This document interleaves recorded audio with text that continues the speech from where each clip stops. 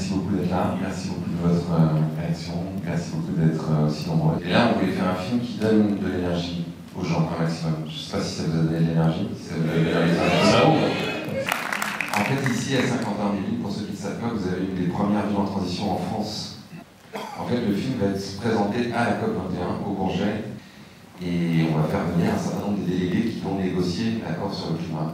Et la veille, on fait une grande avant-première à l'UGC Normandie où il y aura aussi 100 délégués qui viennent négocier pendant la COP21 qui vont le voir. On a déjà des demandes pour le Parlement européen, on a des demandes pour l'ONU, à la fois à Genève et à New York. On a des demandes pour le Sénat en France. Laurent Fabius a vu le film déjà puisqu'il devait donner son aval pour qu'on puisse le projeter à la COP21. Et on travaille effectivement avec les écoles et avec les réseaux éducatifs un peu partout. Mars Film, notre distributeur, a fait un dossier pédagogique qu'ils envoient à la plupart des enseignants de lycée en France. Donc s'il y a des enseignants dans la salle, vous pouvez complètement vous servir de cet outil-là pour emmener vos élèves voir le film et travailler avec eux sur un certain nombre de sujets. Et il y a des milliers d'autres exemples dans le monde. Je vous encourage vraiment à lire par exemple un livre qui est formidable qui s'appelle 1 million de révolutions tranquilles de Bénédicte Maillet, qui a fait une sorte de tour du monde de plein de choses qui existent. On a fait le livre du film aussi, donc qui s'enchaîne dessus le 18 novembre, qui s'appelle Demain, et qui montre plein d'autres initiatives que celles qu'on a montrées dans le film, qui approfondissent aussi toutes celles-là. Vous pourrez trouver toutes les références, toutes les études, vous pourrez avoir les interviews en intégralité d'un certain nombre des personnes que vous avez vues dans le film qui sont passionnantes. Et sur le site internet du film, on est en train de... Donc il y a déjà un site internet qui est en ligne, mais on est en train d'enrichir pour intégrer justement plein d'autres solutions qui sont dans d'autres endroits du monde et qu'on n'a pas montré.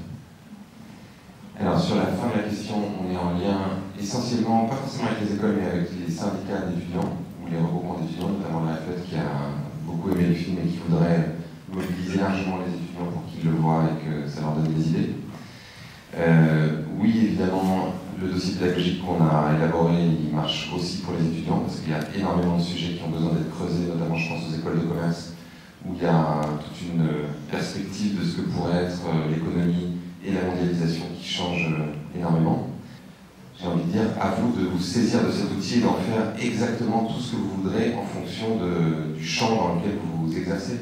On a besoin de réinventer la société par tous les bouts. Donc maintenant, à vous de trouver, en fonction de l'activité que vous avez et des choses qui vous passionnent, par quel bout vous allez prendre les choses et comment vous allez participer à faire ce travail et ce chemin. Quelle était votre motivation pour devenir réalisateur? Et surtout, une fois que vous aviez la motivation, comment vous y êtes pris pour le devenir? Quel chemin vous avez parcouru? Moi, j'ai un parcours un peu atypique, je sais pas comment il faut qualifier ça, mais j'étais comédien, ensuite j'ai fait de la médecine naturelle, ensuite j'ai organisé des congrès israélo-palestiniens, ensuite j'ai organisé le premier et le deuxième congrès mondial des imams et des rabbins pour la paix, ensuite j'ai créé donc cette ONG Colibri avec Pierre Rabhi, ensuite j'ai créé une collection de livres chez Actes Sud, donc je suis aussi un peu éditeur, j'ai créé un magazine qui s'appelle Kaizen, et un beau jour je me suis rendu compte que j'avais besoin de réunir plusieurs parties de moi, une partie qui avait besoin de créer et une partie qui avait besoin d'être utile. Et il m'a semblé que le cinéma aujourd'hui était une des façons peut-être les plus puissantes de raconter des histoires et de faire passer des messages. Donc j'ai fait un peu comme j'ai fait à chaque fois que j'ai appris un nouveau métier, c'est que j'ai cherché à rencontrer des gens, à apprendre le métier sur le tas, parce que moi je suis quelqu'un qui supportait pas l'école parce que la façon dont on apprend à l'école ça marchait pas pour moi, donc j'ai eu besoin d'apprendre en faisant. Donc j'ai fait un premier film avec Colline Serrault qui s'appelait Solutions locales pour un désordre global. Donc, où j'ai participé à l'écriture, où j'ai fait un certain nombre de tournages avec elle, où j'ai coproduit, donc j'ai regardé comment ça se passait. Et ensuite, pour ce film-là, j'ai essayé de m'entourer des... Il faut déjà avoir un vrai projet, un projet qui puisse donner envie aux autres de vous suivre, un peu comme dans n'importe quel projet. Et ensuite, s'entourer des meilleures personnes possibles, des gens qui sont les plus compétents et qui vont vous obliger à devenir meilleur, parce qu'ils vont vous apprendre plein de choses. Voilà. Et après, être réalisateur et auteur, c'est souvent aussi beaucoup un travail de conviction pour aller convaincre des gens de vous donner de l'argent, convaincre des gens que ça mérite de donner 2 ans de leur vie pour faire un film avec vous.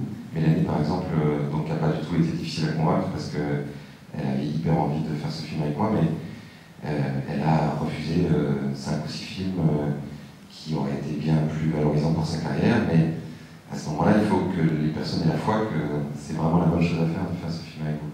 Donc moi j'ai envie de dire, trouvez la passion en vous, essayez de vous former de la meilleure façon qui soit, peut-être en faisant une école, peut-être en apprenant sur le tas, en commençant à faire des films un peu dans votre coin, avec une petite caméra, en faisant des courts-métrages, en faisant des trucs avec une petite caméra et ensuite en montant sur votre ordinateur.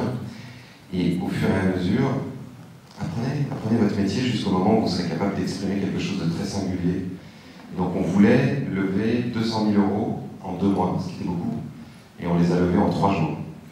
Et ça nous a à la fois donné une énergie considérable parce qu'on a vu qu'il y avait plein de gens qui voulaient que ce film existe, et en même temps beaucoup de responsabilités pour ne pas les décevoir et faire le meilleur film possible, à la fois pour nous et à la fois pour eux.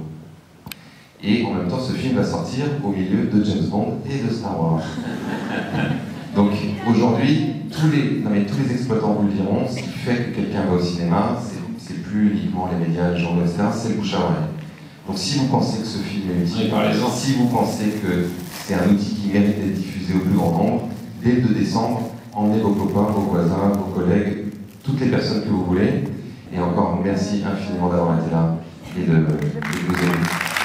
Merci à vous.